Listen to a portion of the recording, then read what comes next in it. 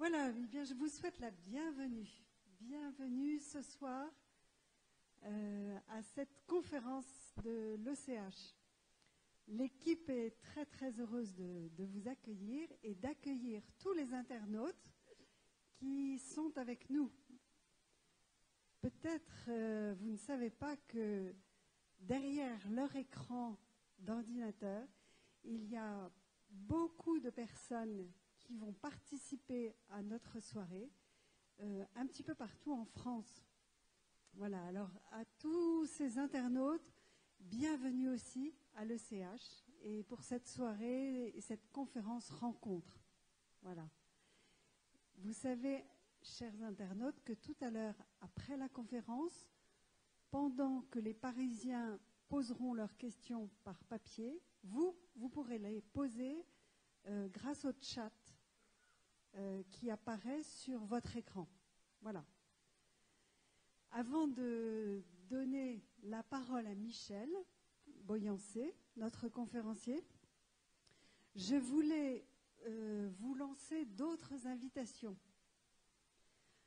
La première, au mois de janvier, nous invitons tous les papas qui ont un enfant jeune ou adulte, ou même enfant, jeune, adulte, malade ou handicapé. Chaque année, l'OCH leur réserve un accueil tout particulier pendant un week-end à l'Arche, qui se déroule à l'Arche, à Trolly. Et c'est un week-end qui tient à la fois un peu d'une équipe de rugby. C'est très mec, j'allais dire, c'est très masculin. Voilà, les papas sont là, se serrent les coudes, partagent sur cette expérience qu'ils ont en commun d'être des aventuriers de la relation. Vous voyez, on a intitulé notre week-end « L'aventure des pères », parce que c'est vrai que les pères, ce sont des aventuriers de la relation avec cet enfant qui n'est pas celui qu'ils attendaient. Voilà, c'est un moment assez précieux. Et si les papas qui sont ici ce soir ou derrière leur écran n'ont pas encore reçu cette invitation, sachez qu'il y a encore de la place et qu'en vous renseignant à l'ECH, en regardant sur le site, vous aurez toutes les informations. Et si ce week-end-là, vous n'êtes pas libre, n'hésitez pas à en parler autour de vous. C'est très important. Ça peut être. Certains papas nous ont déjà dit que pour eux, ça avait été un tournant. Voilà. Alors, cette année, l'OCH a mis fort l'accent sur le corps, tout ce qui concerne le corps, les relations affectives, sexuelles. Donc ce soir, Michel Boyancé va nous éclairer sur le corps, mais nous avons mis en place aussi, au mois de janvier, un parcours qui se fait en 2 journées, destiné là aussi aux parents dont le fils ou la fille est malade ou handicapé et qui est jeune ou adulte. Et pour ces parents, ce sont 2 journées qui permettent de faire un peu le point sur comment accompagner son enfant dans sa vie affective et sexuelle. Voilà. Ce sont des parents qui l'ont demandé à l'OCH et nous avons mis en place ce parcours.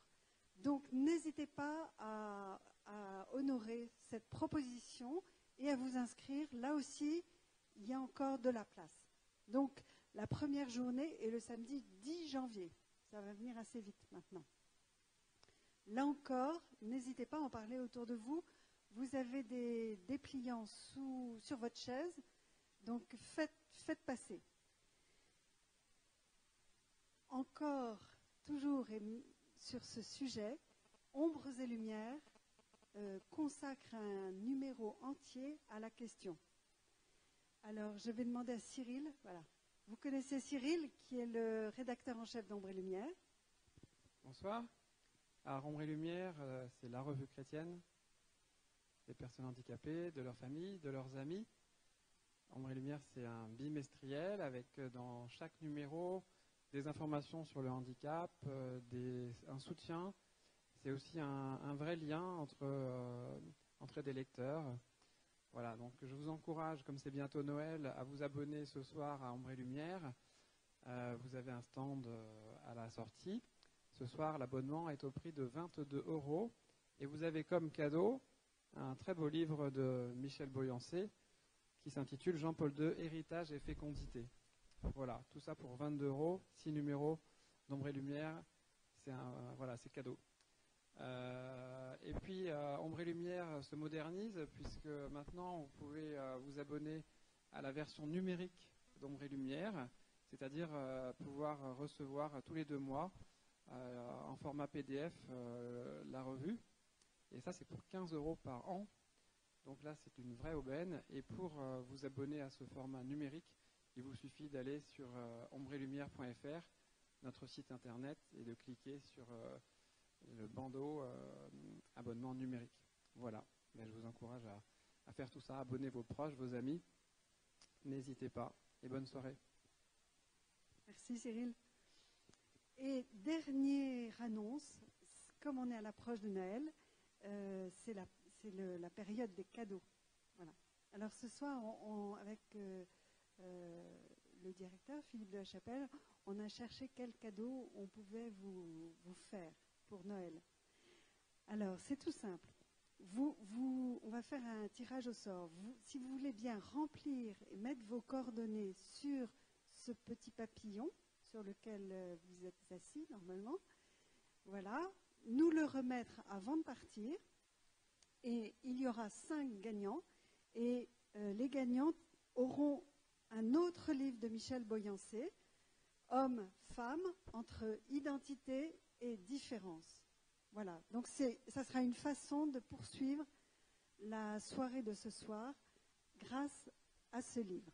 Voilà. Eh bien, je vous souhaite à mon tour une bonne soirée et je vais laisser Philippe de la Chapelle présenter Michel Boyancé.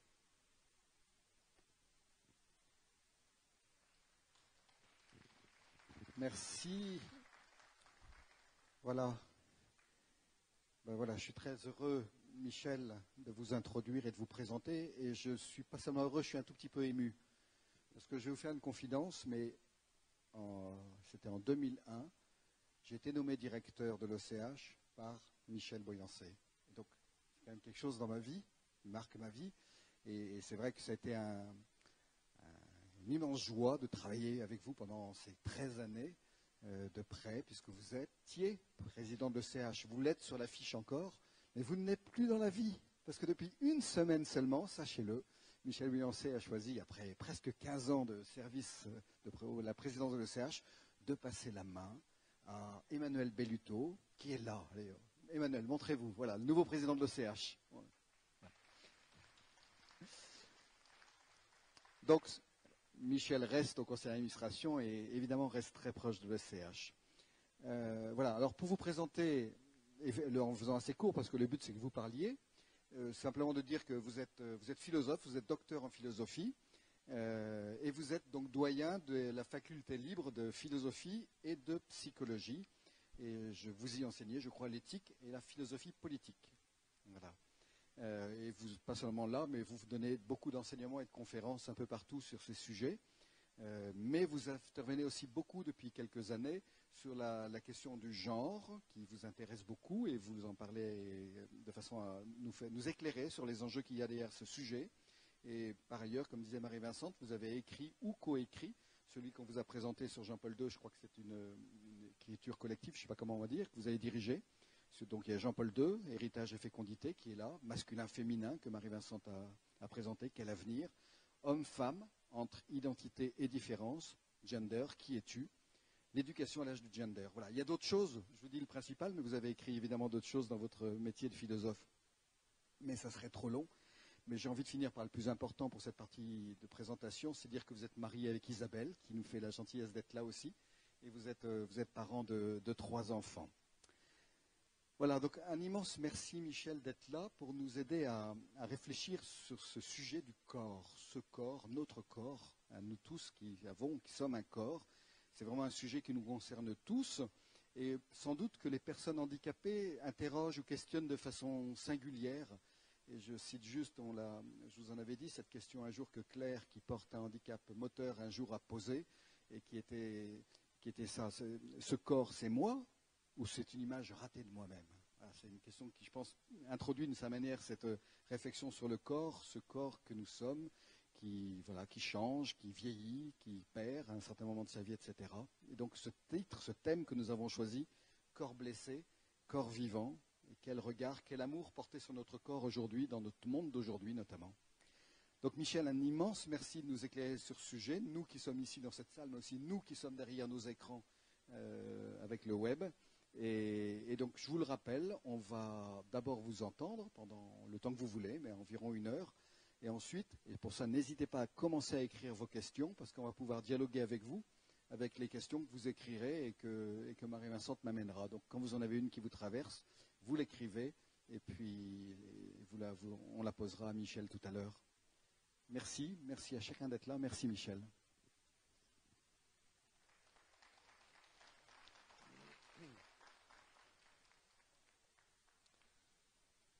Voilà, merci Philippe pour votre gentille présentation. C'est vrai que je connais bien l'OCH dans une position qui n'est pas celle de l'activité habituelle, hein, mais qui est celle du conseil d'administration. Je ne suis jamais intervenu dans le cadre de l'OCH, c'est la première fois. C'est pour moi une joie et un honneur, et en même temps une difficulté parce qu'on va aborder un sujet effectivement très, très intime, très important, et sur une question bien sûr qui est liée au handicap ou au pluriel, hein, c'est-à-dire effectivement le corps, on peut dire il y a le corps qui est en bonne santé, le corps qui n'est pas en bonne santé, le corps qui est porteur d'un handicap. Mais ce que j'aimerais voir avec vous, c'est en fait tout cela, qu'est-ce que ça peut dire de la personne, hein, donc le corps et la personne, hein, le mystère de la personne à travers ce qu'on peut dire du corps. Alors, en guise d'introduction, je vais faire un petit témoignage qui n'est pas un témoignage tout en étant quand même un petit témoignage, c'est-à-dire que vous avez l'habitude de témoignages, donc je ne vais pas faire un propos sur un témoignage, mais plutôt pour prendre du recul sur la question du corps. Mais le témoignage, c'est de dire que dans mon métier d'enseignant, d'éducateur, de formateur, depuis déjà pas mal d'années, je me rends compte à quel point nous sommes tous appelés aussi à donner du sens à ce que nous faisons. Et ce sens dont nous avons besoin, hein, qui est, je pense, très vital pour l'être humain, ce sens-là, il est le regard que nous avons sur les personnes, sur les choses, sur les êtres, sur la nature. Et ce regard, c'est ce qu'on appelle le regard de l'intelligence. Et l'intelligence du cœur. Donc, effectivement, on m'a présenté comme philosophe ce que je suis. Et vous allez vous dire, mon Dieu, j'espère qu'il ne va pas trop faire de philo. Alors, rassurez-vous, je vais essayer de ne pas trop en faire. Mais en même temps, le regard que nous avons sur les êtres est un regard qui est un regard ou non de sagesse. Et vous savez que le philosophe, c'est l'ami de la sagesse. Et nous avons tous besoin d'un minimum de sagesse, je dirais, ou d'un maximum de sagesse, qui est cette capacité de voir les choses, hein, comme disait le Petit Prince dans Saint-Exupéry, hein, l'essentiel est invisible pour les yeux. Et quand on parle d'intelligence du cœur, je crois qu'on est au cœur de ce qu'est l'intelligence, à savoir cette saisie des êtres, en laissant de côté toutes les spéculations ou toutes les raisons qu'on peut apporter, qui sont utiles, mais qui sont en fait secondes par rapport à ce sens. Donc dans mon métier, dans ce que je fais, d'ailleurs je suis intervenu aussi auprès de l'équipe OCH sur des sujets liés un peu à ce qu'on va voir ce soir, je me rends compte à quel point il est important, de tout temps bien sûr, mais aujourd'hui, d'avoir ce moment où on prend du recul pour voir un petit peu comment les choses évoluent, comment la société évolue, pour éclairer notre route, éclairer notre vie et donner du sens. Et cela, on est tous appelés à le faire, que ce soit par le travail de chacun, que ce soit par la réflexion, que ce soit par l'amitié qui donne un sens aussi aux choses, et puis que ce soit, je terminerai mon propos par là, que ce soit par aussi la lumière de la foi. Et je pense que sur la question du corps, on ne peut pas ne pas voir ce que la foi nous donne. Il y a la revue Ombre et Lumière, il y a les communautés Foi et Lumière. La foi donne une lumière. Et cette lumière, on en a besoin, je dirais, peut-être aujourd'hui, de manière particulière, dans un monde très compliqué, on en a besoin, et c'est ce que je vous invite donc à faire durant cette soirée. Le témoignage aussi que je voudrais donner, c'est à quel point, dans cette société complexe, il ne faut pas se laisser envahir par la complexité, par les polémiques. Ce qui me frappe beaucoup dans les médias, c'est à quel point toute question n'est traitée que par polémique ou dans la polémique. Nous avons besoin de trouver un sens aux choses, un sens à notre vie, un sens à ce que nous comprenons, à ce qui nous entoure, mais ça ne se fait pas dans la polémique, ça se fait plutôt dans la paix intérieure qui ouvre le regard sur les choses. Alors effectivement, vous m'avez demandé de parler du corps. Alors, le corps, on va procéder en 3 étapes très très rapides, et puis, surtout après, on laissera un temps aux questions, parce qu'il y a beaucoup de questions qui peuvent se poser. Ce que je me permets de faire avec vous ce soir, c'est de clarifier certaines choses autour du corps, pour mieux voir, en fait, derrière la question du corps, ou au-delà de la question du corps, et donc cette question de la personne. Alors mon premier point, ça sera de faire un petit tour de ce que sont les expériences que l'on peut avoir du corps. C'est-à-dire, ce qui est curieux et en même temps révélateur, c'est que justement nous avons besoin de parler du corps et de notre corps. Comme si il y a une certaine distance. Voilà, je parle du corps, comme je parle de quelque chose d'autre qui n'est pas moi. Et c'est ça qui est intéressant, et c'est ça qui est un peu paradoxal. Et l'être humain, contrairement aux animaux, je dis ça parce que les députés, il y a à peu près une quinzaine de jours, ont adopté un texte qui d'ailleurs est intéressant, qui donne aux animaux un statut, vous savez sans doute, d'être vivant, doué de sensibilité. Et c'est vrai que les animaux sont des êtres vivants doués de sensibilité, et il est intéressant de manifester qu'une société ne doit pas les faire souffrir inutilement, et donc il y a la question, au-delà de ce statut, de ce qu'on appelle la souffrance animale. Mais l'animal, lui, il vit bien si on le laisse vivre sa vie, et il n'a pas besoin de faire des conférences le soir, tard, quand il fait nuit, pour s'interroger sur son corps. En tout cas, si votre petit chien commence à vous faire une conférence sur le corps, c'est qu'un petit problème, peut-être pas du côté du petit chien, mais peut-être de votre côté à vous, c'est-à-dire que je ne suis pas sûr que on soit dans la réalité. Autrement dit, en tant qu'être humain, et c'est très important aujourd'hui parce que cette question de l'animalité, elle est très présente. En fait, si nous sommes des êtres vivants doués de sensibilité, ce que nous sommes, en fait, on ne voit pas très bien la différence avec l'animal. Nous sommes tous des êtres vivants doués de sensibilité. Et le fait d'être doué de sensibilité fait que notre corps, il est vulnérable. On parle beaucoup aujourd'hui de la vulnérabilité. Il est vulnérable parce que vous savez que le mot vulnérabilité, ça désigne ce qui peut être blessé. On peut être blessé, on est blessé, on souffre de cette blessure. Mais justement, la question du corps manifeste que nous ne sommes pas que des animaux, nous n'avons pas qu'une vie qui peut ressembler à celle de l'animal, il y a autre chose. Et le premier point, c'est que nous sommes capables de nous interroger sur cela, et puis de chercher dans la vie à avoir un sens pour mieux vivre. Et comme je vous disais, l'animal, toutes les études, même si les études montrent que l'animal, vous savez, on montre par exemple que les petits bonobos, c'est les petits chimpanzés, Les petits bonobos, ils sont très semblables à nous. Et par exemple, ils rient, comme les bonobos. Voilà. Et alors, ce qui fait rire beaucoup les bonobos, c'est que quand ils sont dans une cage, ils prennent de l'eau dans leur gueule, et quand vous passez près de la cage, ils vous crachent l'eau à la figure. Et ça les fait rire. Voilà. Bon, je ne pense pas que ça vous fasse rire si vous faites ça vous aussi, mais on voit bien le genre de jeu, et ça les fait rire. Donc on va dire, si les bonobos rient, le rire n'est plus le propre de l'homme, puisque les animaux supérieurs peuvent rire. Voilà. Et donc on estompe un peu les différences, et ça peut poser des difficultés, on verra, sur la compréhension de nous-mêmes. Et donc, d'une certaine manière, l'expérience qu'on a du corps, c'est aussi pour nous permettre de mieux nous comprendre. Mais pas de mieux nous comprendre comme si on était des animaux comme les autres. Et c'est ce qu'on va essayer de voir ensemble.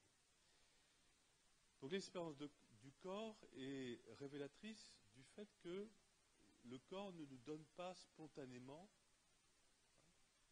le sens de notre vie.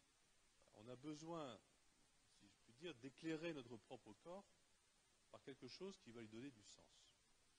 On a parlé tout à l'heure de la question de l'affectivité, de la sexualité, de la différence homme-femme. On voit bien que le corps de l'homme et de la femme sont très différents, mais même aujourd'hui, on peut perdre le sens du corps.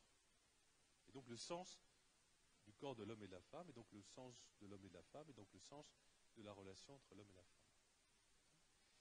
Et la question du corps est donc une question qui permet, comme on dit pour les mystères, le mystère c'est pas quelque chose d'inaccessible, c'est quelque chose qui se dévoile, et le corps peut manifester la personne et dévoiler en quelque sorte la personne.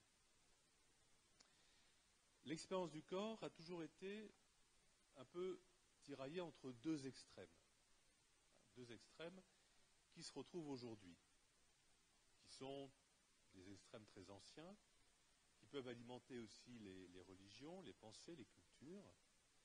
Alors il y a un premier extrême qui est moins à la mode aujourd'hui, mais qui est présent aussi d'une autre manière.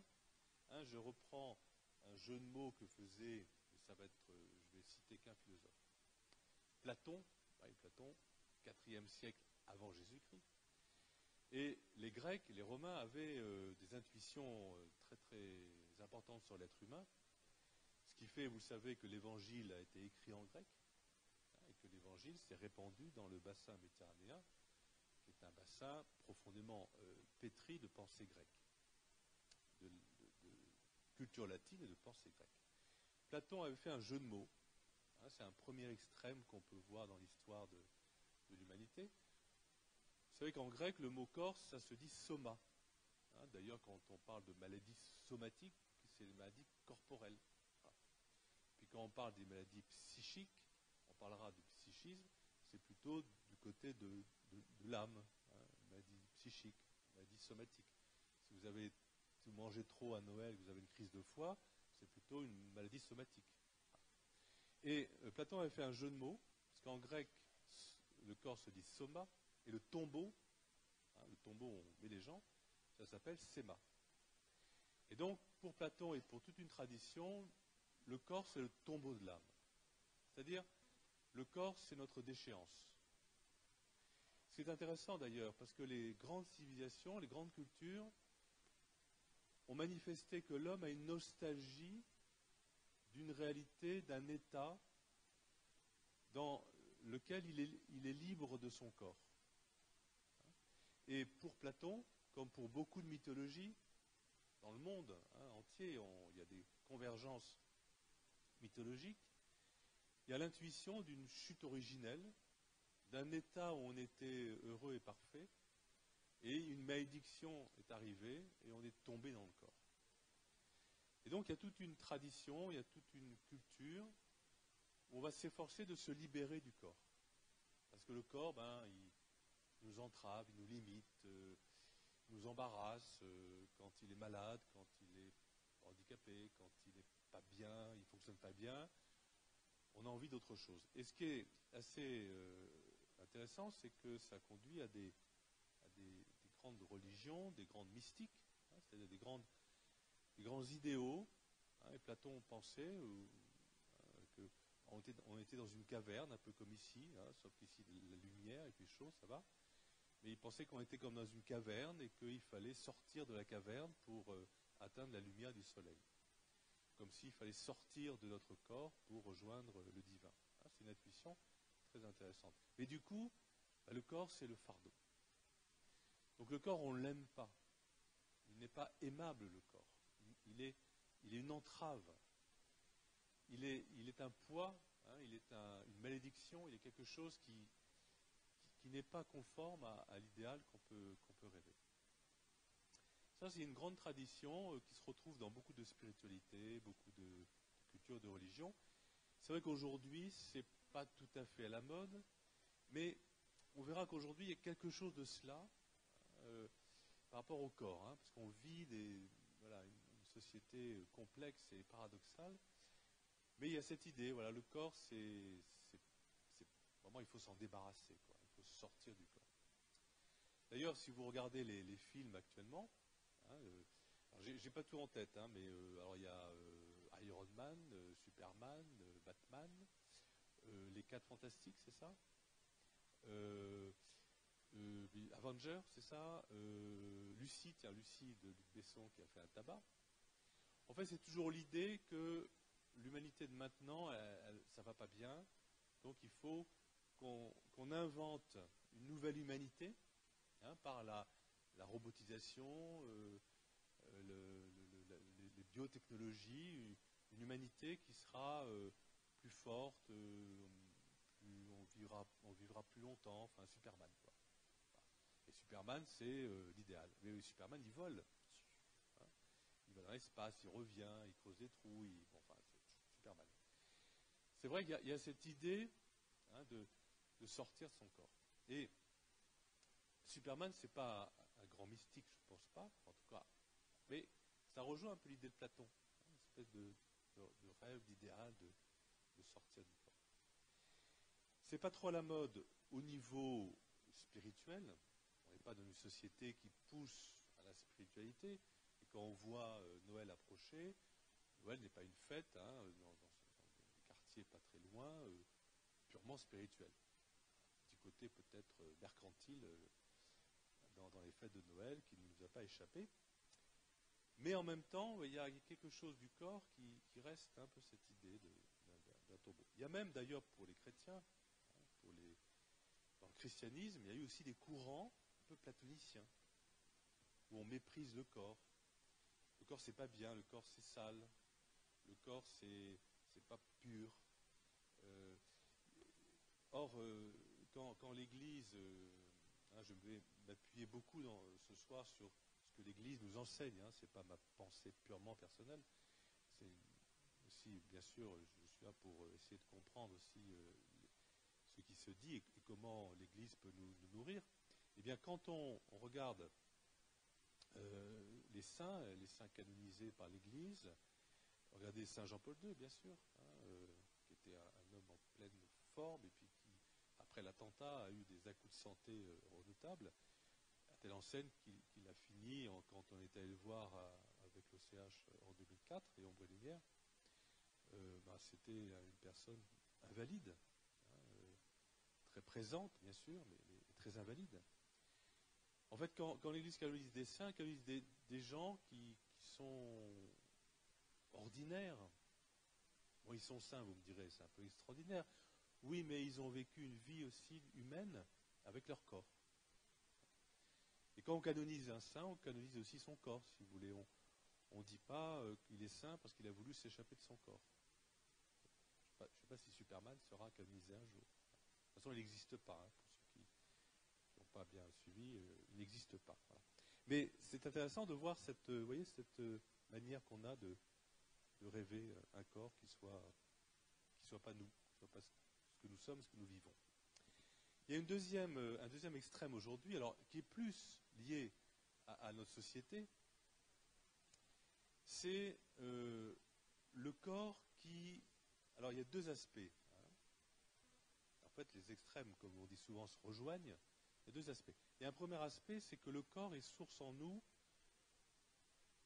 la plupart du temps, de désir et de plaisir. Voilà. Prendre un bon repas, se promener, voilà, on sent que le corps a besoin de se sentir bien et on essaie de se sentir bien dans son corps. Il est source de plaisir, il est source de désir, il est source de bien-être, de contentement, on se sent bien. Hein. Être bien dans ses baskets, hein, comme disaient les jeunes. Je dis disaient parce que je ne sais plus s'ils ont encore des baskets. Je pense que oui, ça revient un peu à la mode. Être bien dans sa peau, être bien dans son corps. Voilà. Donc le corps comme source du bien-être. Et puis un deuxième aspect qui est très présent aujourd'hui, hein, vous le savez, notamment dans les réseaux sociaux, comme Facebook. C'est amusant quand vous allez sur Facebook, vous voyez un peu les pages Facebook. Hein. Alors, plus on monte en âge, moins c'est vrai, mais en fait, on se prend en photo. Ce qu'on appelle les selfies, vous savez. Enfin, on se prend en photo, généralement en grimaçant un sourire. Voilà. Il y a cette... le corps comme devant être reconnu, hein, et le corps comme étant forcément beau. Chercher à avoir un corps, un beau corps. Un beau corps dans le sens où il est reconnu par les autres comme tel. Avec, vous savez, l'explosion de la chirurgie esthétique, l'explosion des soins du corps, hein, l'explosion de cette recherche de la beauté du corps. Et à ce moment-là, on exalte le corps, mais, paradoxe, est-ce que c'est bien le corps réel ? Vous savez qu'il y a beaucoup de mannequins, de vedettes de cinéma, qui se font retoucher par Photoshop, parce que c'est pas du jeu, hein. Nous on n'est pas retouché par Photoshop. Voilà. Et quand Photoshop vous retouche, c'est super, vous avez tout. Alors, vous savez, ils gomment tout, ils effacent, ils remettent un petit peu de rond là où il faut, ils enlèvent un petit peu de rond là où il faut, enfin, c'est super. Et on retouche le corps. Donc un corps qui est virtualisé, un corps qui est éthéré, un corps dans lequel on se projette, hein, mais en fait qui est le fruit d'un rêve. Et en même temps le corps dans toutes les expressions de ce qu'il peut apporter comme désir, comme plaisir. Alors on n'est pas dans la mystique ici, on est dans ce qu'on appelle l'épicurisme, hein, Épicure, oui, deuxième nom de philosophe. Hein.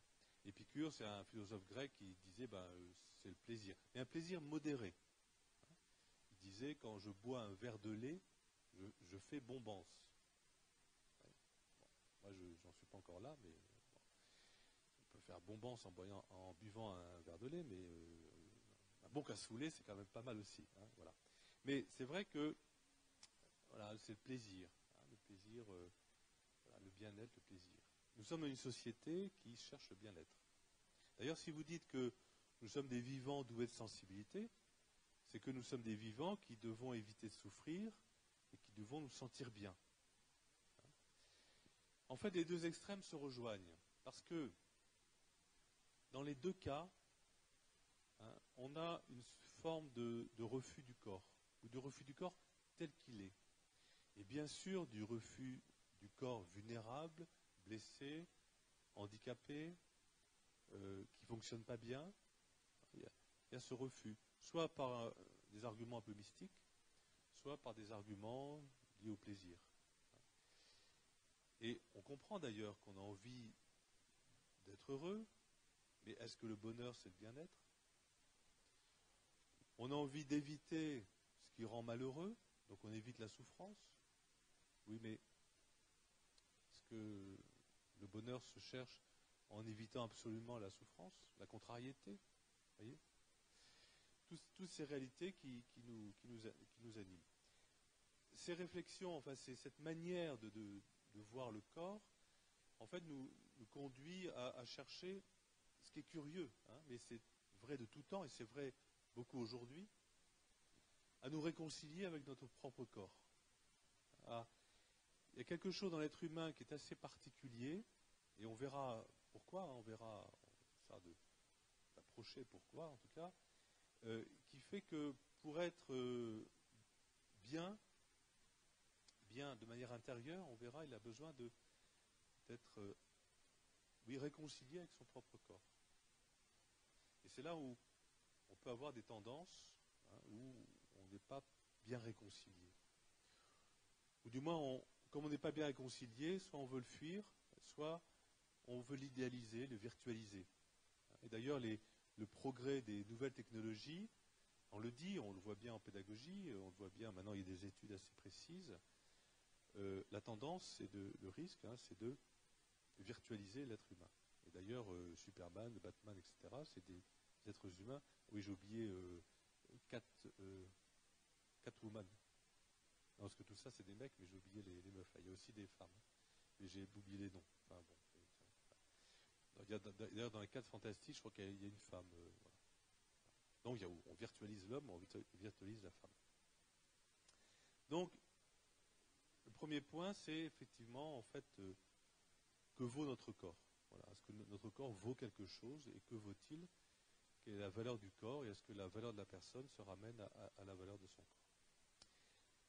Deuxième point, en fait, nous avons dans notre héritage chrétien, on va dire judéo-chrétien, gréco-latin-chrétien, notre héritage, nous avons beaucoup d'aspects qui permettent d'éclairer la question. Parce que nous sommes dans une société qui a tendance un peu à brader les héritages. Et comme nous sommes habitués à de nouveaux produits dans la société de consommation, on se laisse prendre par cette évolution des techniques, par cette évolution des produits nouveaux, et on oublie qu'on a peut-être en héritage une sagesse qui nous permet de donner sens à toutes ces réalités.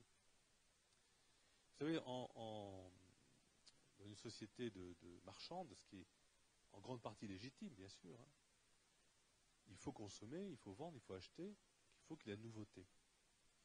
Et on assiste de plus en plus à une perte, peut-être, de ce qu'on a reçu pour donner sens à notre vie.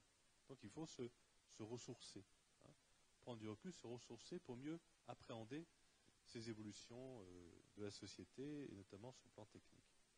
Alors nous avons donc quand même un certain patrimoine autour de la personne qu'on va essayer d'explorer.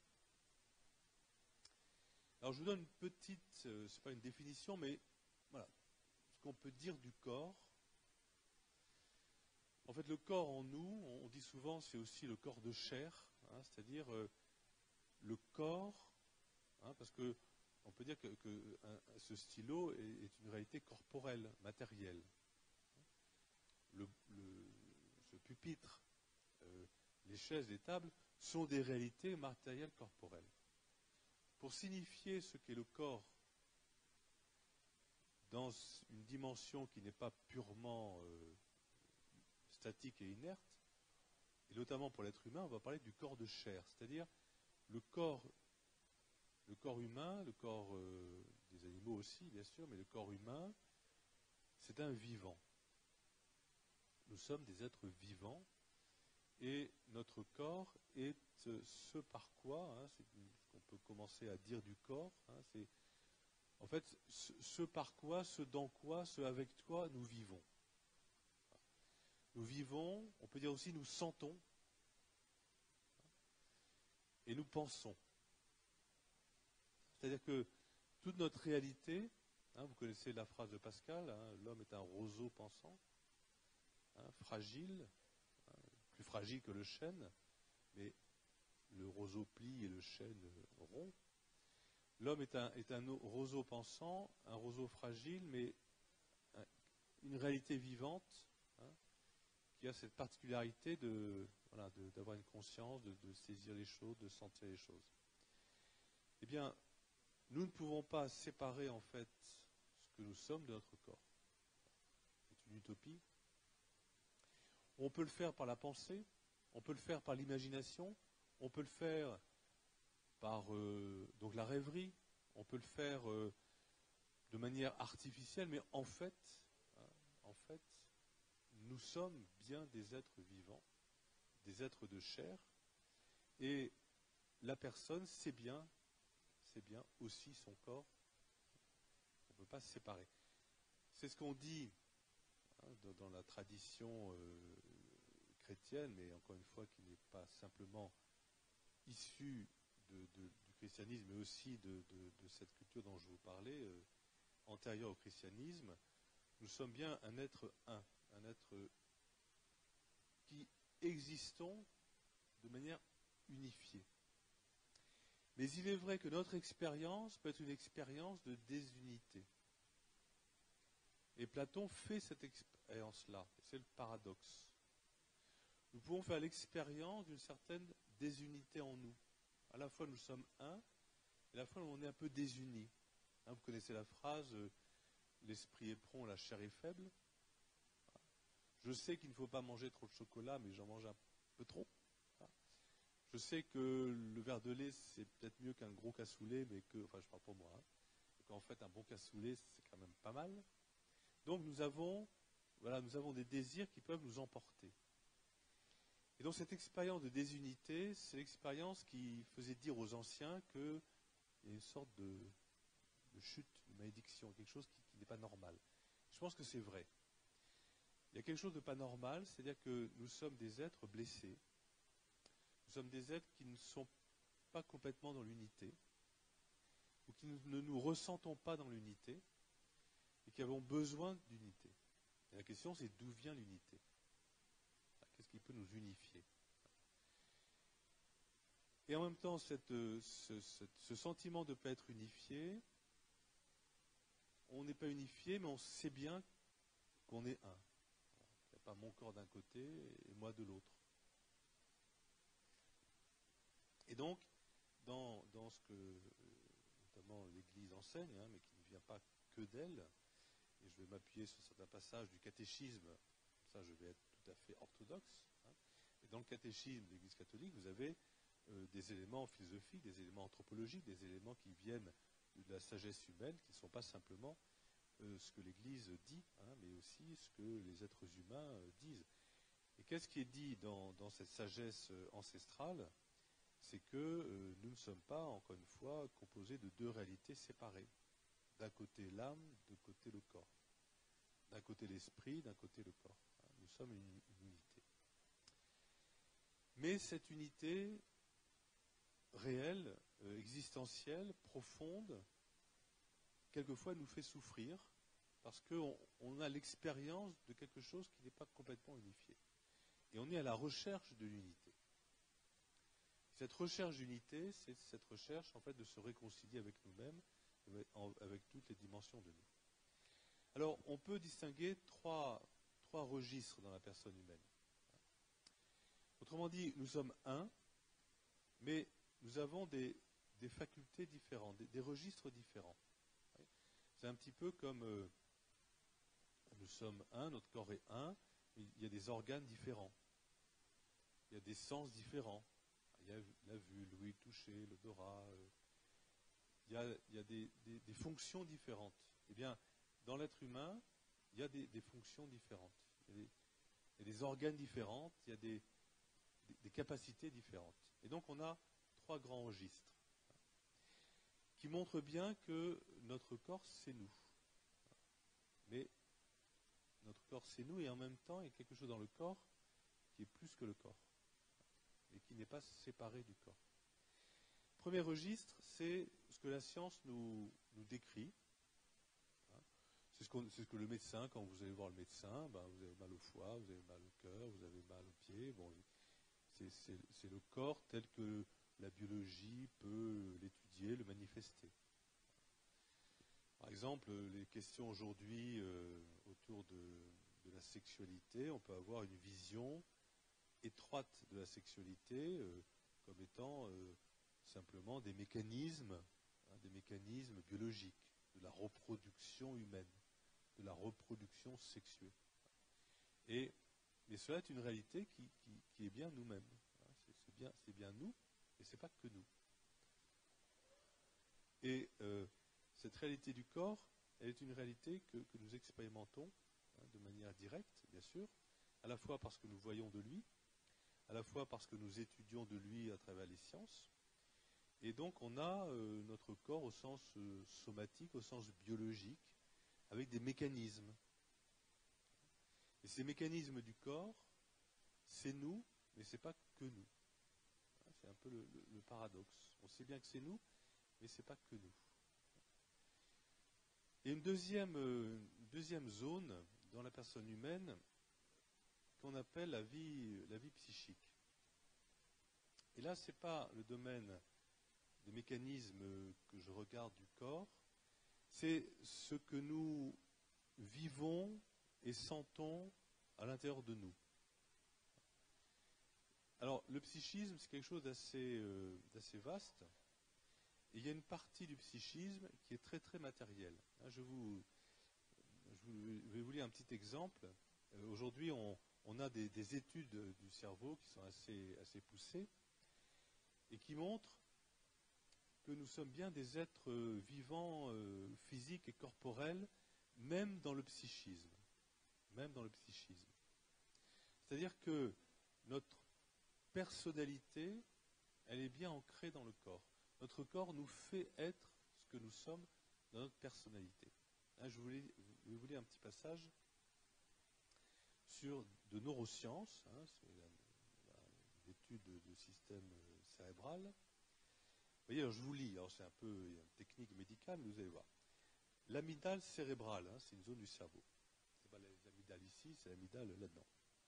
Est un centre neuronal particulièrement impliqué dans la perception d'émotions telles que la peur ou l'angoisse. C'est-à-dire que ce que nous vivons avec notre corps, notre cerveau. Vous savez qu'on a vu aussi que dans le ventre, il y avait beaucoup de neurones. Alors, non pas qu'on a un cerveau dans le ventre, peut-être que certains ont leur cerveau dans le ventre, pour des raisons diverses, mais en fait, il y a une connexion étroite entre le ventre et le cerveau. Ce qui fait que quand on a peur, on a la peur au ventre, quand on est contrarié, on a mal au ventre, etc. Chez les psychopathes, alors qu'est-ce que c'est qu'un psychopathe? Un psychopathe, c'est quelqu'un qui ne ressent absolument pas les émotions des autres. Je ne pense pas qu'il y ait de psychopathe ici, parce que les psychopathes ne s'intéressent pas trop, en fait, aux autres. Et le psychopathe, il y en a quand même un petit peu les psychopathes, c'est par exemple c'est les tueurs en série, vous savez, les gens qui n'ont aucune sensibilité, c'est un peu mystérieux. Et alors les psychopathes, vous voyez, chez les psychopathes, cette zone est souvent atrophiée. Ce qui expliquerait que ces malades ne perçoivent pas la peur ou la détresse sur le visage de leurs semblables. Ça veut dire qu'il y a des comportements, en fait, psychiques, psychologiques, qui relèvent bien du corps. C'est-à-dire qui relèvent bien de ce qui est en nous, et notre réalité corporelle, et notamment ce qui se passe dans le cerveau. C'est-à-dire que nous avons, on sait en étudiant certaines maladies psychiques que c'est pas des maladies morales, c'est des maladies du corps. Le psychisme, c'est aussi notre corps. Avec donc des réalités assez curieuses. Et on a étudié par exemple que des personnes qui avaient eu des maladies, des accidents au cerveau, et ça changeait leur personnalité. Ils n'étaient pas tout à fait comme avant. Ils n'avaient pas le même caractère. Donc cette zone-là, c'est aussi une zone qui est liée au corps, qui est liée à notre manière, notre individualité. Nous sommes ce que nous sommes avec notre corps, avec toutes les caractéristiques de notre corps. Corps en bonne santé, ou corps malade, ou corps fragile. Notre corps, c'est vraiment nous. Mais heureusement, je dirais, nous ne sommes pas que notre corps. C'est-à-dire que nous avons, et ça c'est la grande intuition de Platon, même si vous voulez qu'on sorte du corps de la caverne, en fait nous avons à l'intérieur de nous-mêmes ce qu'on appelle une vie spirituelle, une vie de l'esprit. Et là c'est assez mystérieux parce que, en fait, à l'intérieur de nous-mêmes, à travers tout ce qu'on a dit du corps, tout ce qu'on a dit de la psychologie, tout ce qu'on a dit du tempérament, tout ce qu'on a dit des caractères qui peuvent être les nôtres, il y a quelque chose en nous, en fait, qui échappe, c'est vrai, en grande partie au corps. Ce qui fait que les anciens avaient tout à fait, les païens, pas les chrétiens, les juifs bien sûr et les chrétiens, mais les païens aussi d'une autre manière, avaient bien l'idée d'une immortalité de l'âme. Il y a en nous une vie de l'esprit, ce qui explique la nostalgie peut-être d'un paradis perdu, d'un paradis à venir. Il y a en nous une vie de l'esprit, qui est une vie qui, en fait, quand le corps meurt, continue. Et les grandes sagesses antiques ont bien perçu que justement cette capacité que nous avons de vivre de cette vie de l'esprit, qu'on va préciser, signifie qu'on n'est pas réduit au corps, qu'on ne va pas s'arrêter de vivre quand le corps mourra, qu'il y a une vie qui demeure. Alors, les païens, notamment Platon et les autres, ne savaient pas très bien ce qu'il y avait après la mort. Grand mystère, grand inconnu. Vous voyez, il disait, finalement, nous sommes des êtres spirituels, nous sommes un peu l'intermédiaire entre le monde du vivant et le monde du divin. L'homme est au carrefour de ces deux mondes, le monde du vivant qui vit de la vie matérielle, de la vie de la nature, et cette vie spirituelle qui nous met en lien avec le divin. Mais qu'est-ce qui se passe après la mort, on ne sait pas.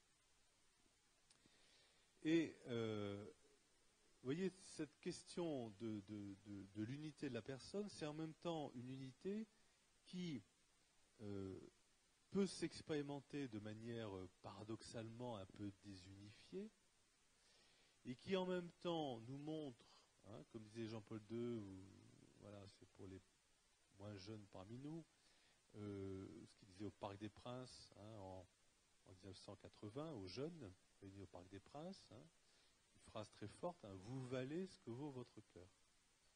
Vous ne valez pas ce que vaut votre corps. Vous valez ce que vaut votre cœur. Et qu'est-ce que le cœur ? C'est l'intimité de la personne, et c'est l'intimité de ce qu'on appelle la vie spirituelle. Alors qu'est-ce que c'est que la vie de l'esprit ? On le sait tous, on le perd de vue. La vie spirituelle, c'est cette capacité que les êtres humains ont, tous, mais qu'il faut aussi cultiver, qu'il faut éclairer, d'aimer. Vous voyez, le mot philosophie, c'est la philia, c'est l'amitié, c'est l'attirance, c'est l'amour. Le désir, tous les désirs en nous sont des désirs d'amour aussi. Alors on peut aimer le chocolat, on est d'accord, mais on peut aimer autre chose que le chocolat. On est attiré, on désire. Et donc, le principe d'unification de la personne, c'est quand elle trouve, quand elle voit, quand elle saisit de manière intuitive, que le sens de la vie, c'est d'aimer. Mais qu'est-ce que c'est qu'aimer ? Et on voit bien que, on le dit souvent d'ailleurs dans les publicités, dans le marketing, tout ça, on joue sur ce désir d'absolu, toujours plus. Ce désir de sens, ce désir d'éternité. On veut que l'instant soit éternel, on veut que le plaisir dure toujours. On se trompe, on prend le plaisir, le désir de manière matérielle, mais ça rejoint quelque chose de fondamental. Les animaux, quand ils ont ce dont ils ont besoin, ils s'arrêtent.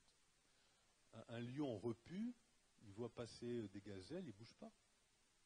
Il est repu. Une fois qu'il a faim, les gazelles ont intérêt à partir un peu loin, mais voilà, les animaux, quand ils ont ce dont ils ont besoin, ils sont bien. Mais nous, on n'est jamais bien, on veut toujours plus.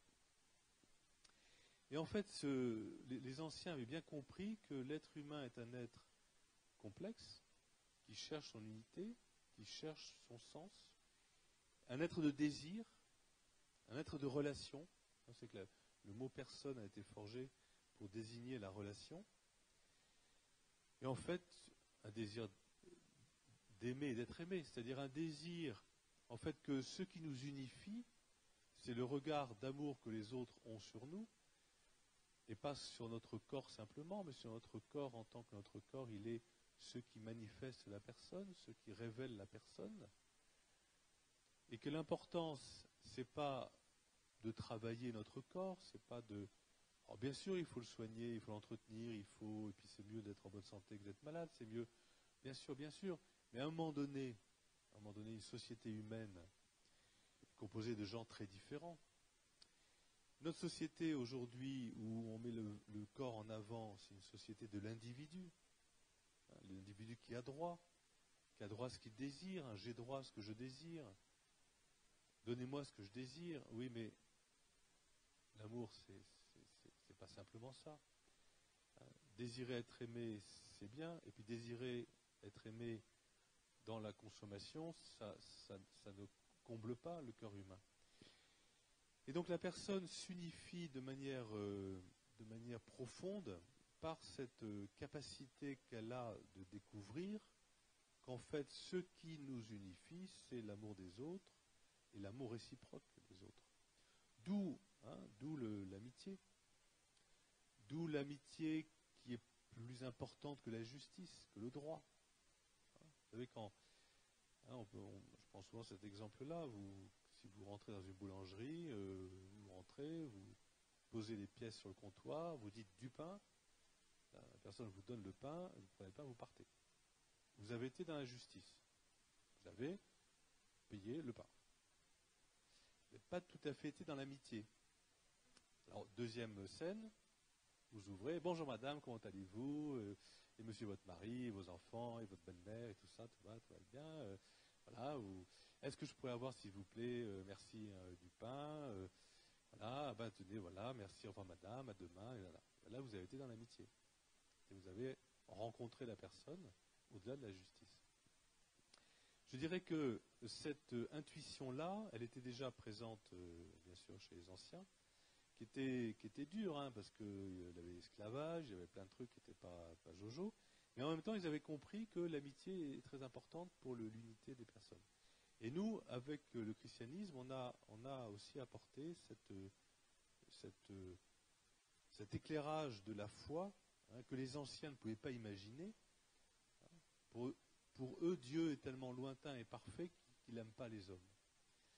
Et donc c'est un peu dur parce qu'on n'est pas aimé par Dieu, donc on se débrouille tout seul en fait. Et les anciens étaient des gens, et le sage, le héros, c'était des gens qui se construisaient tout seuls, un peu la force du poignet, un peu ce qu'on voit aujourd'hui d'ailleurs. Et puis la révélation de Dieu est amour, c'est que voilà, l'amour est au cœur de l'existence de Dieu, au cœur de l'existence humaine, et que le point d'unification de la personne, c'est l'amour. C'est pas la perfection de son corps, c'est pas l'idéal de son corps, c'est pas la fuite de son corps, c'est de se réconcilier avec nous-mêmes pour nous aimer nous-mêmes et nous aimer dans notre corps. Cela se termine, et je terminerai là-dessus, ce troisième point, cela se conclut dans la foi, et je voudrais en dire un mot parce que on oublie souvent ça, et là on est vraiment dans l'ordre de la foi, pas dans l'ordre de l'expérience, simplement des choses, on est dans l'ordre d'une révélation. Ça se conclut très bien dans la foi par ce qu'on appelle la résurrection de la chair. Vous savez, quand on récite le credo, on dit « je crois en la résurrection des corps », en la résurrection de la chair. C'est un point, dans le catéchisme, un point dogmatique. Alors, attention, dogmatique, ça fait peur. Non, c'est un point qui touche à l'intimité de la foi. En fait, effectivement, l'être humain n'est pas fait pour vivre blessé, meurtri, fragile, mortel, malade ou handicapé. L'être humain est fait pour vivre avec un corps glorieux, c'est-à-dire un corps qui soit le sien, mais transfiguré de l'intérieur par l'esprit et par la grâce et par la vie divine. Ce qui fait que la vérité de foi de la résurrection de la chair, c'est assez curieux. C'est assez curieux, c'est qu'on va mourir, mais on ressuscitera. On dit que beaucoup de catholiques ne croient plus en la résurrection du Christ, et bien sûr ne croient plus en la résurrection de la chair. Mais c'est bien dommage. Parce que la résurrection de la chair, ça nous montre que notre chair et nous, c'est nous.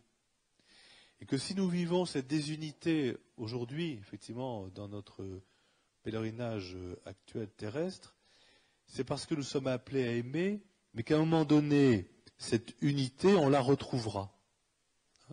Alors je vous lis quelques petits passages, et je m'arrêterai là, du catéchisme, parce que bon, c'est très synthétique, il y a tout un travail en amont philosophique et théologique, donc je ne vais pas bien sûr développer, mais c'est très intéressant. Vous voyez, le terme chair désigne l'homme dans sa condition de faiblesse et de mortalité. La résurrection de la chair signifie qu'il n'y aura pas seulement après la mort la vie de l'âme immortelle, mais que même nos corps mortels reprendront vie. Alors vous allez me dire, mais comment ça va se passer? Le catéchisme dit, on ne sait pas. Bon, déjà, voilà, c'est bien. Donc il ne faut pas chercher de confirmation scientifique, on ne sait pas très bien comment ça va se passer, mais on sent bien en nous que c'est vrai. Ce que je veux dire, c'est que les païens avaient rêvé de ça. Platon, il rêvait de ça. Mais on ne lui avait pas dit que c'était possible. Donc, il avait fait ce qu'il a pu. Bon. Et en fait, on sent bien que notre corps, qui est fragile, qui est faible, il est nous. Même un corps blessé, un corps meurtri, un corps qui souffre, c'est nous. Et que vivre de la vie de l'esprit, ce n'est pas une vie séparée du corps. Et la résurrection des corps, la résurrection de la chair, c'est pour signifier qu'effectivement notre vocation, le chapitre du catéchisme qui parle de cela, c'est, il y a un autre chapitre sur la vocation de l'homme, la vie dans l'esprit. Eh bien, cette vie dans l'esprit, c'est pas la vie sans le corps. Notre destinée dans la foi et l'espérance, c'est cette résurrection des corps. Même nos corps mortels reprendront vie. Croire en la résurrection des morts a été dès ses débuts un élément essentiel de la foi chrétienne. C'est pour ça que dans la tradition chrétienne, on enterre les morts. On ne les brûle pas. Alors, bon, aujourd'hui, il y a la crémation. Je dirais, c'est indifférent par rapport à ce que je dis.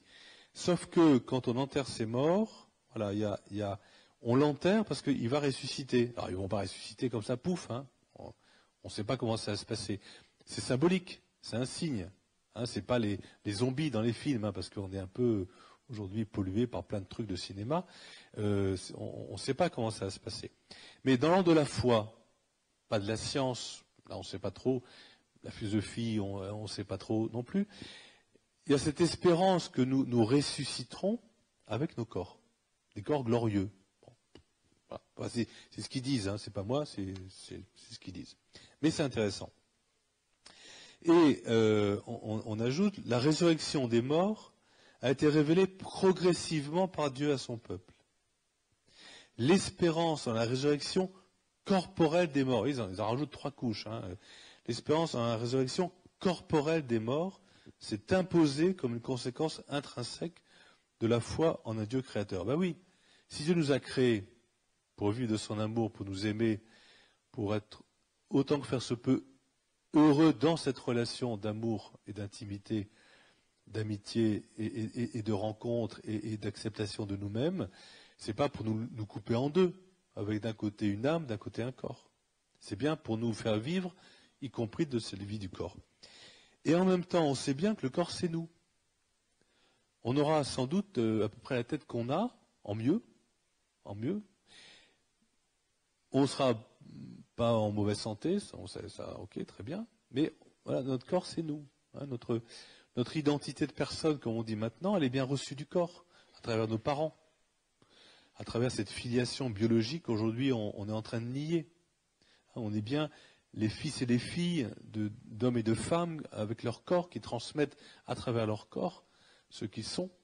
Et notre individualité, on l'a bien reçue des parents, de chair et de sang qui sont là, pas simplement des parents de cellules biologiques anonymes ou de laboratoires.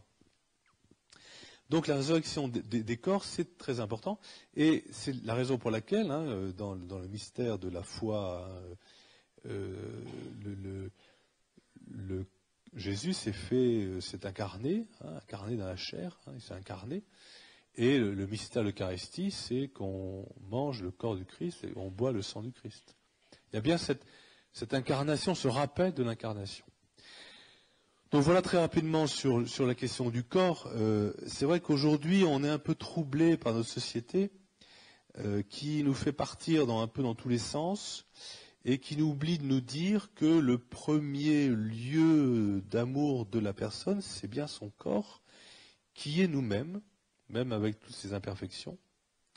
Et dans la foi, il y a une espérance fondamentale, c'est que le sens du corps, c'est bien le mystère de la personne, qui se rencontre à travers le corps, qui se dévoile à travers le corps, et qui n'est pas simplement une enveloppe charnelle, un tombeau, ou au contraire quelque chose qu'on met en avant comme si c'était toute notre réalité, mais c'est bien cette intimité de nous-mêmes, ce qui fait que nous sommes ce que nous sommes, et qui fait que nous avons besoin, comme on l'a dit, d'un regard sur le corps qui soit un regard d'amour, parce que regarder le corps, c'est regarder la personne.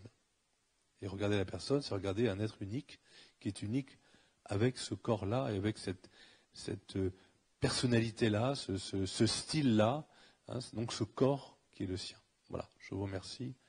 Vous avez été très sage.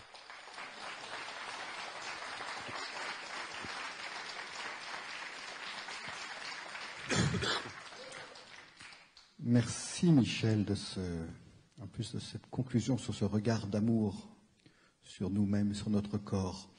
On va pouvoir dialoguer avec vous. Ça va être le deuxième temps de cette soirée.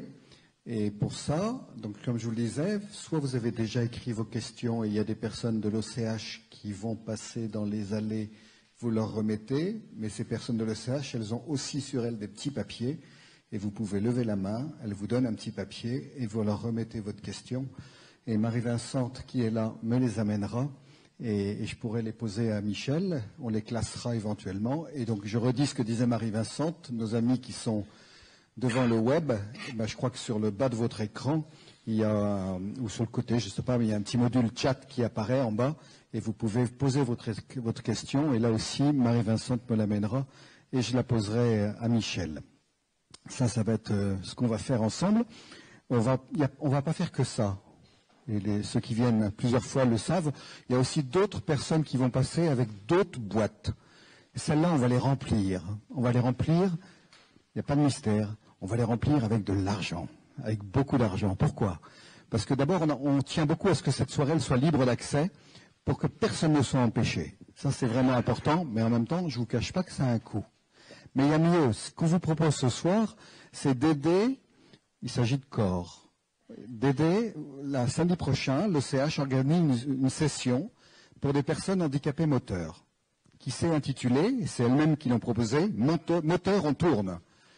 Et ils vont passer une journée ensemble avec des gens pour les accompagner et réfléchir sur cette réalité de ce corps avec ce handicap.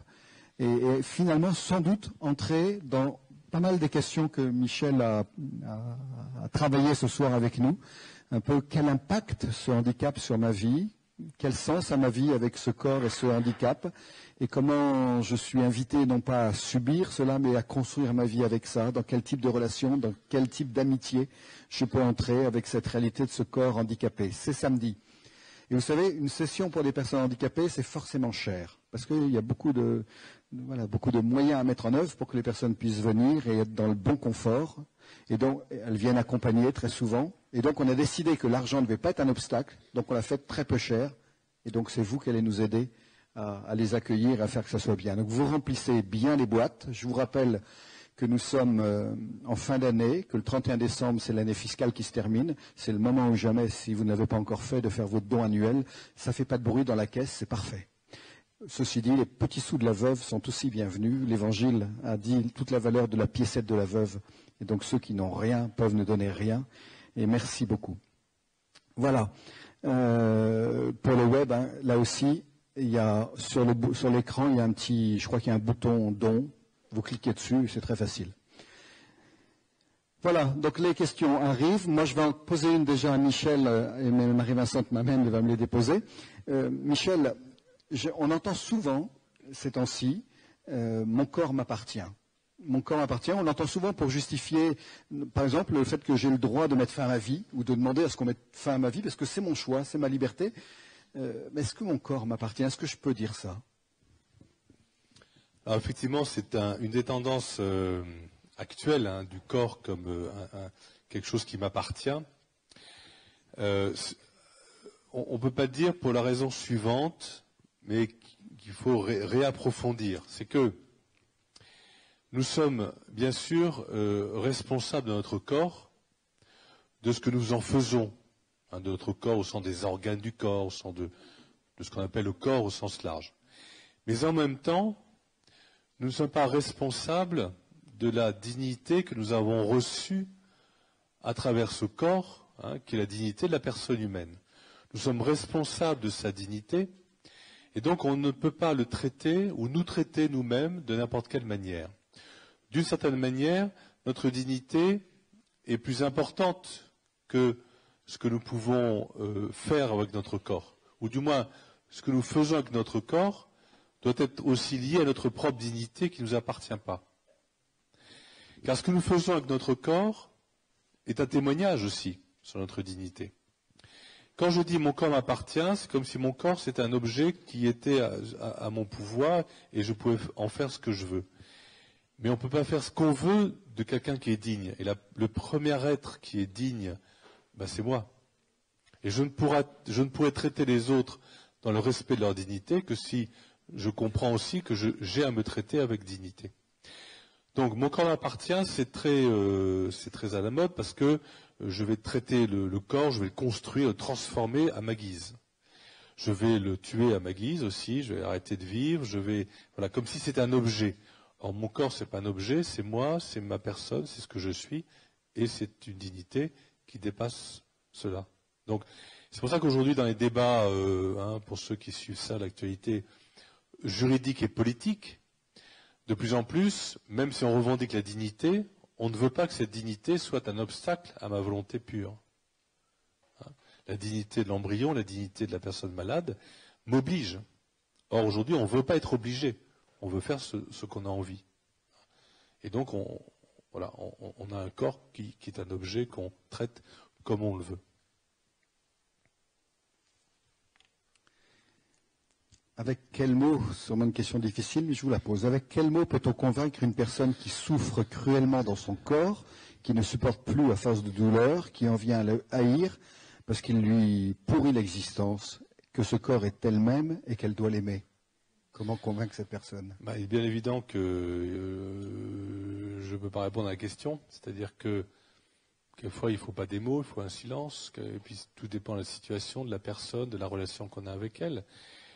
Parce que là, c'est facile de faire une conférence sur le corps qui souffre, qui est handicapé. C'est facile, surtout quand on est à peu près en bon état apparemment. Il y a peut-être des trucs cachés, mais enfin apparemment ça va. Donc c'est facile. Donc c'est pour ça que c'est un peu délicat de ce sujet-là dans ce cadre-là. Mais je dirais, plus on est habité de ce qu'on a dit ce soir, mieux on saura trouver soit les mots, soit l'absence de mots aussi dans la relation. Mais quelquefois, il n'y a rien à dire, il n'y a rien à faire qu'à être là pour soulager, pour rencontrer la personne, que la personne sente. Parce que ce qui est mystérieux dans la vie spirituelle, c'est que, comprenez, si vous aimez quelqu'un et que vous ne le manifestez pas par le corps, on ne va pas le sentir, l'amour. Donc l'amour spirituel, ça se sent aussi à travers le corps. Ça passe par le corps qui manifeste quelque chose. Donc, quelquefois, il n'y a rien à dire. Donc, je dirais, on peut théoriser. Alors, on peut avoir des outils intellectuels pour argumenter. Bon, ça c'est utile, il faut le faire, il faut savoir le faire, mais ça dépend vraiment de la situation de la personne. Il y a quelquefois des choses qui nous dépassent complètement. Mais dans le non-dit, il y a beaucoup de choses qui peuvent passer aussi. Du coup, j'ai envie de prolonger, parce que vous parliez de la dimension d'amitié, d'amour.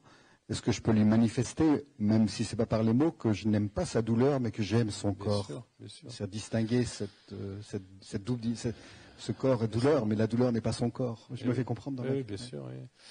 Bien sûr, et de toute façon, la personne habite son corps, habite sa douleur, habite sa souffrance.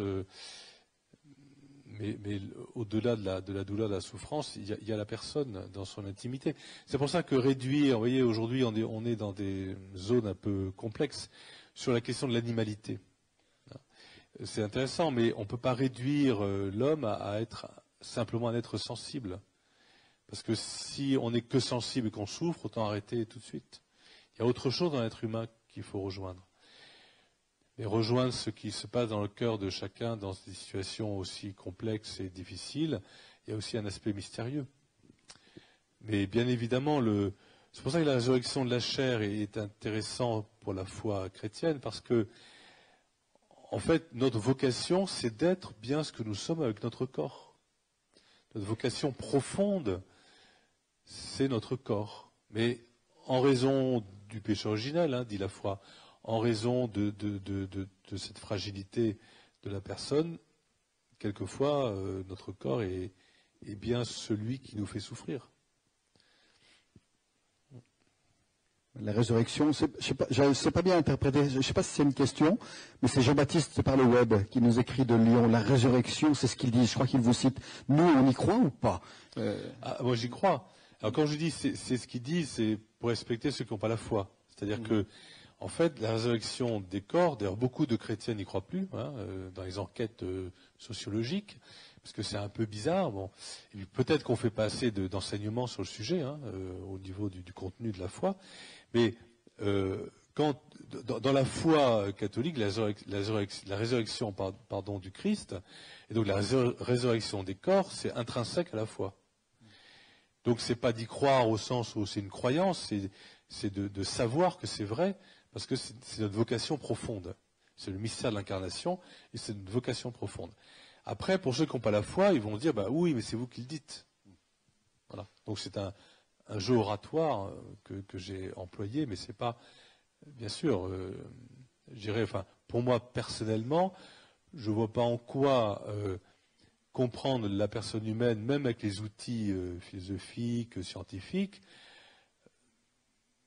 c'est contradictoire avec cet aboutissement, cette attente de l'humanité, de la personne dans sa résurrection, dans sa vie spirituelle, qui est aussi une vie corporelle. Et la résurrection de la chair le dit très clairement, très clairement. Alors ce sont ce qu'on appelle les fins dernières, l'eschatologie, bon c'est la fin des temps, tout ce que vous voulez, mais ça fait partie de l'espérance chrétienne.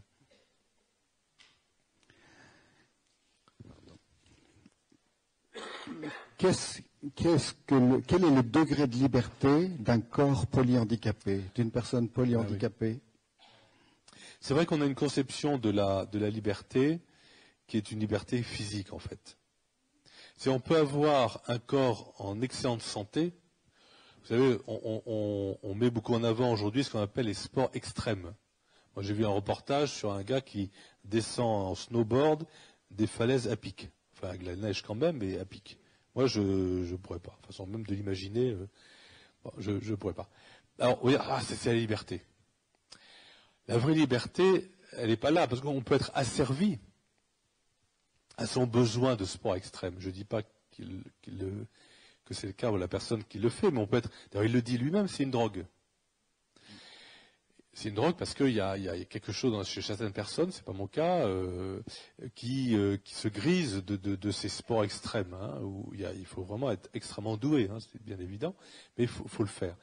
Donc, la liberté intérieure, c'est pas ça. C'est pas cette liberté du corps de faire avec son corps des choses exceptionnelles. Aujourd'hui, on vous présente ça. Si vous n'êtes pas capable d'aller 3 fois faire l'Himalaya, vous n'êtes pas vraiment humain, quoi. Enfin, vous n'êtes pas capable d'être libre. Bon.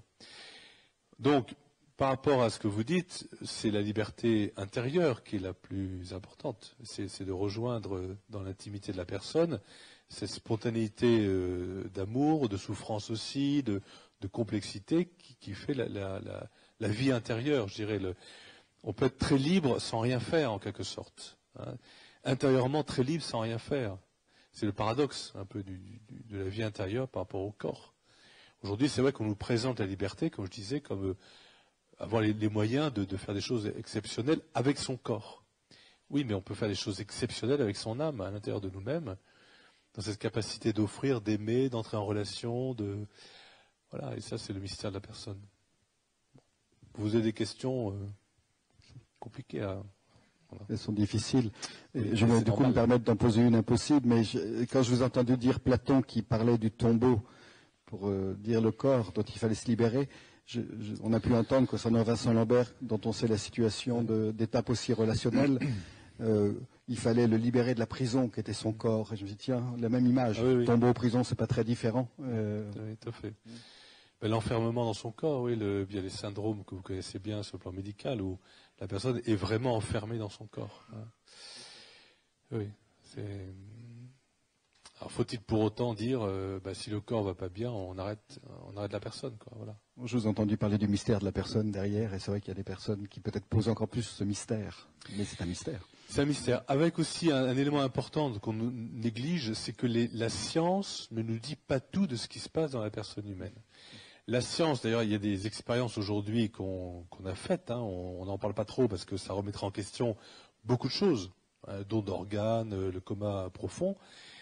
En fait, on s'aperçoit qu'avec des instruments de mesure un peu fins maintenant, que la personne est peut-être plus consciente des choses qu'on ne le pense. Donc, attention, quoi. La science explore une partie du corps, mais n'arrive pas à tout dire, heureusement, du corps, et n'arrivera jamais.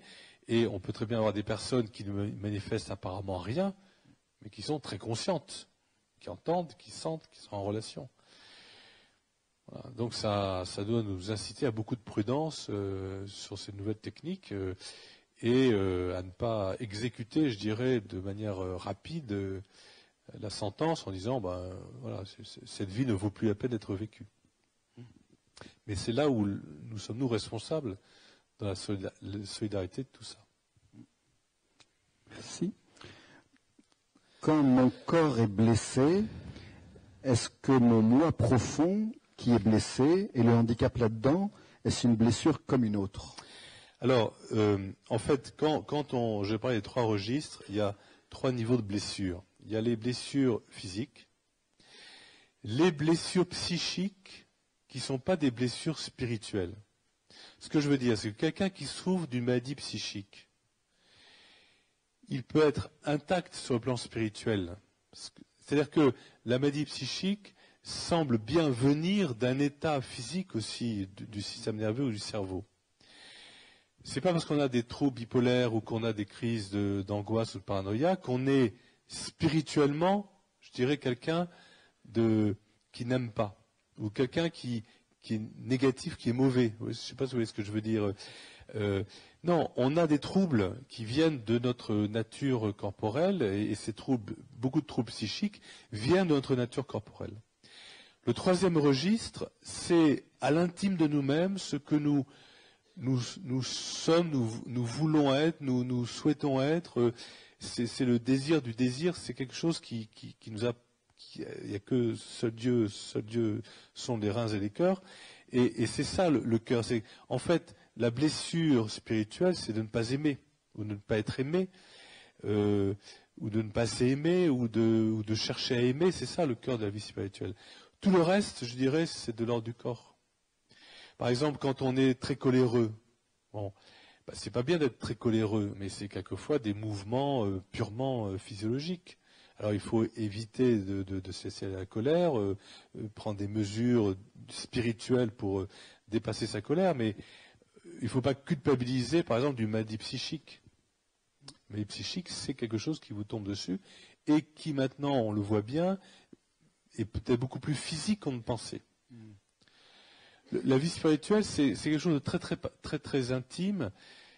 C'est ce qui est en nous, cette source d'amour, de paix, de relation, voilà, au-delà de la souffrance psychique ou physique. Voilà. Et je me demande si ce n'est pas la réponse que vous avez apportée à cette question, comment peut-on en faire qu'un lorsque c'est son cerveau que l'on ne supporte pas dans son corps? Oui, c'est... Oui. Que pensez-vous des équipes médicales qui appliquent avec zèle les directives anticipées, c'est-à-dire la demande d'une personne qui indique ses choix sur les traitements de son corps dès lors qu'elle n'aura plus ses facultés mentales intactes? Ces directives anticipées qu'on est en train de promouvoir beaucoup comme étant la réponse sur la... Alors c'est toute la question délicate comment dirais-je, du consentement, c'est-à-dire on cherche un consentement écrit, mais on sait bien que les personnes peuvent changer d'avis, on sait bien que des événements peuvent survenir qui modifient complètement la manière dont la personne vit sa souffrance, sa maladie. Je pense que là, on rentre dans des procédures très subjectives, c'est-à-dire que si on perd l'objectivité de la dignité de la personne dans son corps, à ce moment-là, on rentre dans des procédures subjectives qui sont la porte ouverte à une interprétation très subjective de la dignité de la personne et de tout ce qui entoure le soin, la santé et la fin de vie. En d'autres termes, vous savez, quand on regarde, par exemple, comment l'Église pose des questions morales. En fait, c'est assez curieux, mais l'Église, dans sa vocation spirituelle et surnaturelle, va très loin dans le concret. Par exemple, pour l'interruption de grossesse, comme on dit, pour l'avortement, on va regarder la cellule. On va dire, l'embryon, c'est pas la cellule du père, la cellule de la mère, c'est une nouvelle cellule. Et donc, c'est un nouvel être. Et donc, il y a un enjeu de respect de dignité de ce nouvel être. On est dans le concret du concret. C'est à peu près la même chose. C'est-à-dire qu'il faut qu'on rende objectif notre action auprès de personnes malades ou en début de vie ou en fin de vie, pour éviter de rentrer dans des consentements subjectifs qui peuvent être manipulés par l'entourage, manipulés par l'opinion, manipulés par... essayer de rendre objectif. Maintenant, ces situations ne sont pas faciles pour les équipes médicales. Maintenant, il y a quand même la liberté de la personne, il y a son consentement, mais le risque, c'est de plus en plus dans le subjectif, et de se cantonner au subjectif. Pas simple non plus, mais voilà. Il y a cet équilibre entre l'objectivité de l'acte qui est posé et puis la subjectivité de la personne. Voilà. Se réconcilier avec son corps, est-ce que c'est une histoire strictement personnelle? Quelle est la place des autres dans cette réconciliation? Elle est essentielle. C'est que, effectivement, nous réconcilier avec notre corps, c'est aussi nous réconcilier avec notre corps sous le regard des autres, avec les autres. C'est-à-dire, si la société, si on est tous en train de virtualiser notre corps, on ne va pas s'aider les uns les autres. Si on reprend le sens du corps comme étant l'expression de la personne, quelle que soit sa fragilité, sa blessure et sa souffrance, à ce moment-là, on va s'aider mutuellement à vivre notre vie de personne. La solidarité, elle est essentielle à la personne humaine. C'est-à-dire, on ne peut pas être une personne, surtout bien sûr dans les difficultés de la vie, mais on a tous des difficultés de quelque ordre qu'il soit, sans être une personne en relation avec les autres. On est co-responsable. On est à la fois co-créateur dans la génération et co-responsable. C'est vrai que notre société, qui en fait est très individualiste dans la recherche de l'individu roi souverain de lui-même dans l'idéal démocratique actuel, qui va revendiquer d'avoir droit à tout ce qu'il désire, va devenir un être, un peu comme l'a dit le pape François récemment au Conseil de l'Europe, un peu comme des monades isolées les unes des autres. Donc la réconciliation avec son corps, elle ne peut pas ne pas passer par les autres. Ça commence d'ailleurs dans la petite enfance, parce que la relation à la mère, la relation au père, la relation des enfants entre eux, les relations des enfants aux parents, ça passe aussi par le corps. C'est pour ça que les débats actuels sont des débats extrêmement importants, parce que si on décorporise la génération, la reproduction, même si la science peut aider à apporter des choses intéressantes sur le plan technique, à ce moment-là, effectivement, on va plus avoir le sens de son corps. On va prendre le corps comme un matériel et on va, à mon sens, de moins en moins se réconcilier avec lui par l'intermédiaire des autres. Il y a une co-responsabilité, c'est ce qu'on dit souvent quand on parle de bien commun. Le bien commun, c'est que ce qu'on a en commun, c'est d'être en relation pour atteindre chacun ce qui est le mieux de la vie humaine. Et on peut pas vivre tout seul sur une île déserte. On peut essayer, mais... Et alors, comme je vois que le temps passe, j'avais envie, moi, de vous demander, et je fais le lien, mais est-ce qu'au fond, il faut comprendre Saint Paul là-dedans, quand Saint Paul nous dit sa dimension presque mutuelle de la réconciliation, quand il nous dit, qu'il nous invite à être un corps, où tous les membres du corps sont nécessaires les uns aux autres, que même les membres les plus faibles sont nécessaires au corps, doivent être honorés, un corps dont le Christ est la tête. Est-ce qu'au fond, c'est ça qui nous invite à vivre, cette dimension de réconciliation de sa manière? D'ailleurs, on dit que l'Église, c'est le corps mystique du Christ. Il y a bien toujours cette unification qu'on a du mal à peut-être intégrer, qui est pas simple, du fait que ce qui est spirituel et corporel, c'est corporel et spirituel. C'est que la corporéité du Christ, c'est l'Église que nous sommes avec nos corps.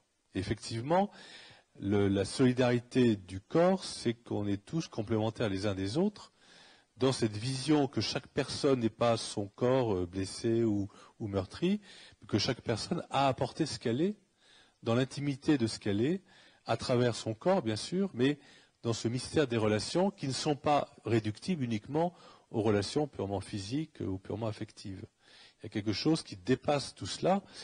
Nous ne sommes pas que des êtres vivants doués de sensibilité. Nous sommes des êtres vivants doués d'une vie de l'esprit qui traverse cette sensibilité dans des relations relativement mystérieuses, mais néanmoins très, très profondes et très réelles.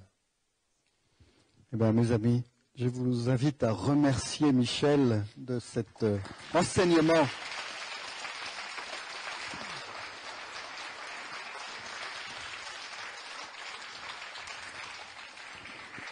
Ce que je vous invite peut-être, c'est, il y a une vierge, j'espère que vous la voyez, nous on la voit, on va se tourner vers elle, parce qu'elle nous conduit à celui qui fait de nous des frères, et on va chanter à notre Père, voilà, une façon de manifester ce corps que nous sommes ensemble, où nous nous reconnaissons vraiment d'une même humanité nécessaire les uns aux autres. Merci Michel beaucoup de nous avoir nourris, nourris, j'insiste, de cette vie, en tout cas. Voilà.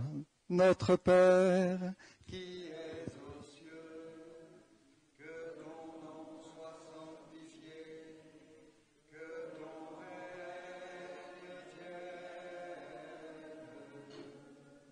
que ta volonté soit faite sur la terre comme au ciel. Donne-nous aujourd'hui notre pain de ce jour. Pardonne-nous nos offenses, comme nous pardonnons aussi à ceux qui nous ont offensés. Et ne nous soumets pas à la tentation, mais délivre-nous du mal. Immense merci à chacun. C'est le troisième temps. Alors un grand merci à nos amis qui ont signé pour nos amis sourds, ce qui fait qu'on était là aussi un corps bien tous ensemble.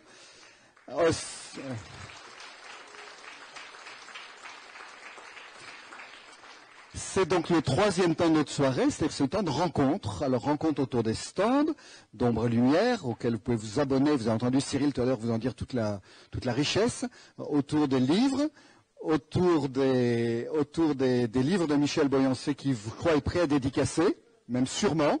Donc je vous invite, et je rappelle qu'en vous abonnant, vous avez le livre de Michel, vous pouvez faire le dédicacer. C'est tout bonif. Et puis, Marie-Vincent me rappelle bien que c'est le 28 janvier, mercredi 28 janvier, qu'on va se retrouver non pas ici, mais à l'UNESCO, autour de Jean Vanier, le 28 janvier, vivre ensemble les larmes et la joie. Voilà, c'est une prolongation, je pense, de notre réflexion d'aujourd'hui avec Jean Vanier à l'UNESCO le 28 janvier. Immense merci et on continue.